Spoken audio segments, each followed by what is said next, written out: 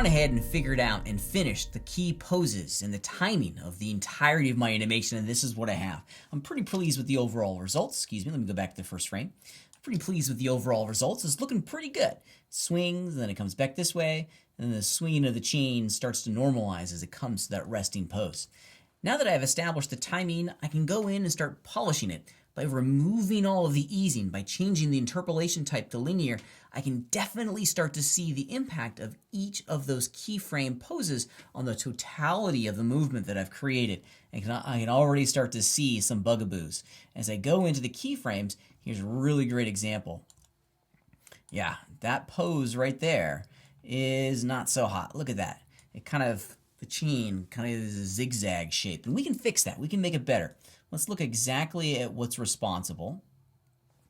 We don't want to add a keyframe in here. We try to want to edit the keyframe values that are there.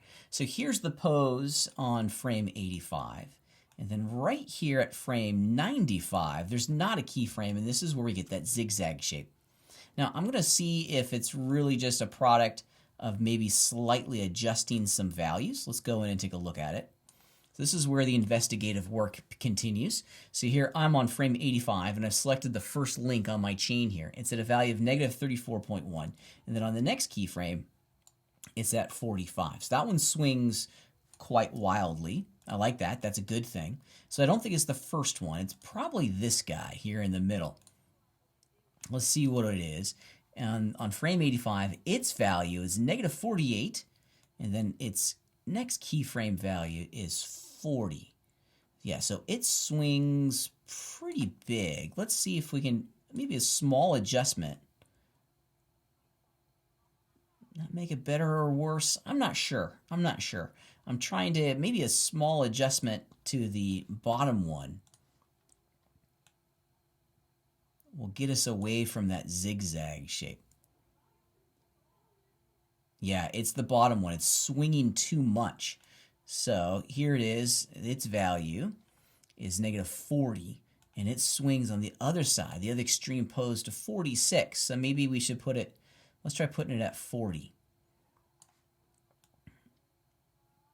Yeah, that seems to work out pretty well. And this is a really great example. We don't necessarily need to add a keyframe. That actually changes our timing. It over-engineers the final result. If we just slow down and look at the keyframes values that we originally blocked out, oftentimes the solution to our problem can easily be found.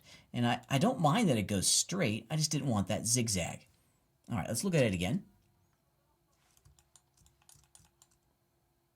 Yeah, okay, cool. I'm liking this. This is starting to look pretty great. Now let's go back into the graph editor and start looking at how we can change the linear interpolation types of all of our keyframes over and back into that Bezier to get the nice smoothing effect.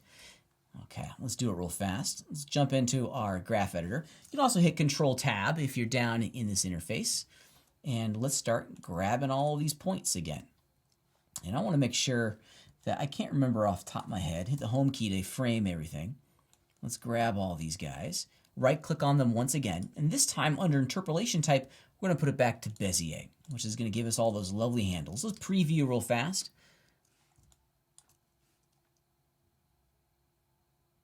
Yeah, it's starting to look pretty great. I still have some timing tweaks in here that I want to change, but overall, I'm pretty pleased with the result. I think what I'm going to do on this final pose down here, I want to make it slowly stop by grabbing the tangent handle and just dragging it out a little bit and see if that will give us the result that we're after. Let's look at it real fast. Hit the Home key and let's see what we got. Yeah, I'm pretty pleased with that. And this kind of demonstrates the entire process that we need to go through when crafting an animation. We remove the interpolation, put it back to Bezier when we're finally done with the timing, and we get some really strong results going forward.